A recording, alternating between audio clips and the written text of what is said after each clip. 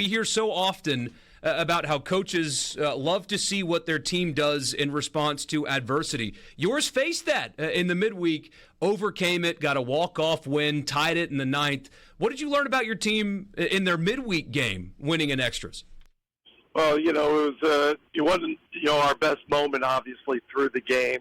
We and tried not to take anything away from them, but we played poorly, in a lot of different areas. But you got to have some of those. You got to have some of those, as you mentioned, throughout the game or throughout the season, and be able to handle it. And it's nice to win when you don't play well. And it was nice to win and be able to put a couple innings together, at the end there in the ninth, and then extra innings as well. So we learned also this weekend, Coach, that Hunter Elliott is in fact a human being after all, both falling a little ill, and then he happens to now possess the ability to give up a run.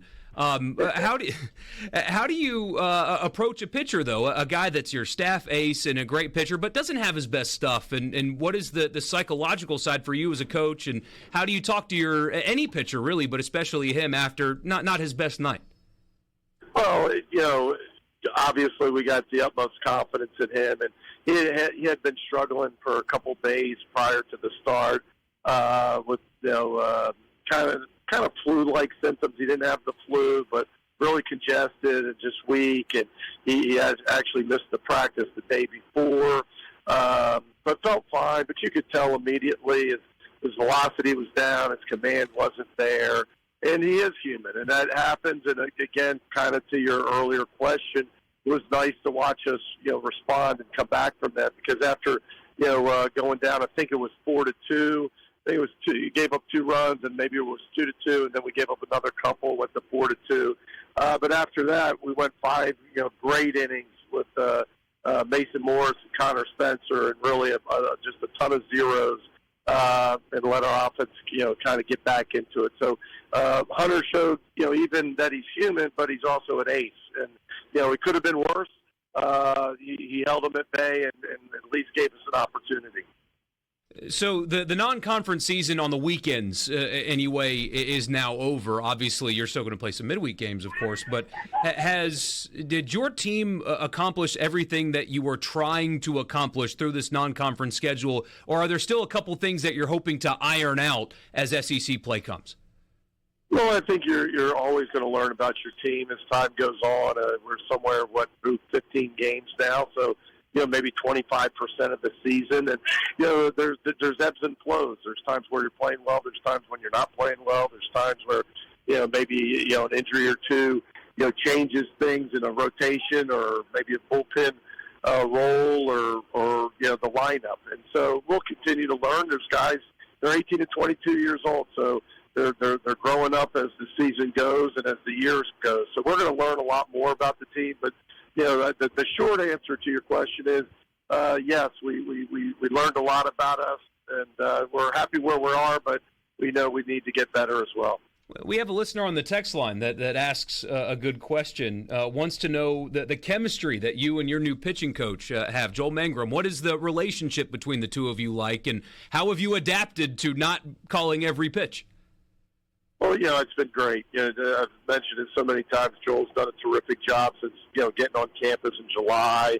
And it's enabled me to, I think, do what I do best, and that's manage the club and being able to be with the position players, still, around the pitchers, but be able to be more of an overseer versus just getting so bogged down with the pitching. And the truth is he's better at it than I am. So, that's an easy handoff to him. But he's been terrific, and as far as our relationship, it's been great. And, but it's different for me. I've done the pitching since since I was an assistant coach, and now to sit back and to listen to him, I've learned a lot, and it's great to be able to sit in the office in the morning and go over the plan of attack for that evening, and be able to bounce ideas off of each other. So it's really, I think, been great for both sides. Coach, all 3 of your portal outfielders are hitting .298 or better. Have they matched your expectations, and how was acclimating three new outfielders that were experienced, but obviously new to your team? Well, kudos to Carl Lafferty, our recruiting coordinator, who really did all of that and put the puzzle back together after last year. But that was one of the goals. He sat down and we talked about, how do we use the portal? Obviously, we lost the entire outfield from last year, and how do we make or give ourselves the best opportunity for success? And one of it, we thought not just going into the portal, but finding older outfielders, maybe rolling the dice where the guys would turn down the draft for an opportunity to play here at Ole Miss, play in the SEC. And we did with Mormon and Stanford and Humphrey, guys that are from Power 5 schools, guys that have had success. And certainly, so yes, that's kind of what we were hoping for. I don't know if you always get what you hope for, but, we were hoping they would be middle lineup guys and really be anchors in our offense. And they have. I think on Sunday, they batted 3, 4, 5 in our lineup. And as you mentioned, their numbers are doing really well. Coach, Luke Hill also having a really good start to the year, but are you finding that he's incredibly unlucky as well? His batting average for balls in play is incredibly low for a guy hitting 400. When is he going to start? When's that luck going to start turning for him? Well, you're exactly right. We could probably go back and check, average exit velocity and maybe average exit velocity of outs. He's hit a lot of hard balls and hasn't had a lot of good fortune, but that's good news. This early on, you'd rather have good at bats, quality at bats where they're making good contact. And probably the more impressive thing is, Luke's been a great leader for us. He's played multiple positions, and we've asked a lot of him, and he continues to answer the bell. And another guy that's right there in the middle of the lineup being really productive for us. With conference play starting this weekend, what is the biggest adjustment that this team and any team is having to go through when they finish non-conference games and go into SEC play? What's the biggest adjustment that they have to make to prepare for this?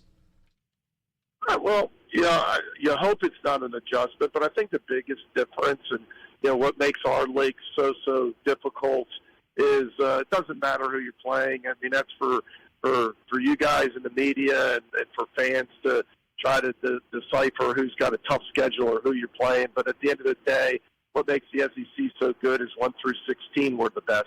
Our first team may not be the best team in the country, but when you get to 12th, 13th, 14th, all those teams could make a regional and be really good.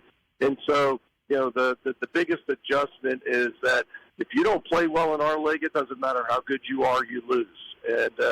And so to try to be to have the discipline to be consistent, have the discipline to show up every single day and play good baseball. Those are the teams that have success in our league.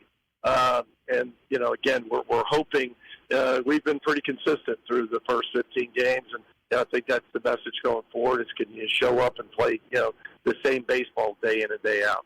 Well, we've gotten a few texts into the show about the contention on Friday night. There were some good, enjoyable, heated moments from our perspective. I'm curious, though, what is the magic formula, or is there a magic formula for you as a coach in the way you get on to umpires? Is there like a magic thing that you say, or how do you do that to make sure that you let them know that you don't appreciate a call or whatever, while also making sure that they can still call a fair game? What's the magic there? I don't know if there's any magic. You hope that through 25 years in the league, I have respect for them, and you hope that they have respect for you, and that everybody realizes that we're all trying to do the best job we can, and sometimes there can be emotion involved. And really, last Friday was more that I was trying to. There was a close call on one of our players, Isaac Humphrey, and he got a little emotional. I was really trying to protect him, to grab him. But, I couldn't keep my mouth shut, so on the way back to the dugout, I had to say a few words.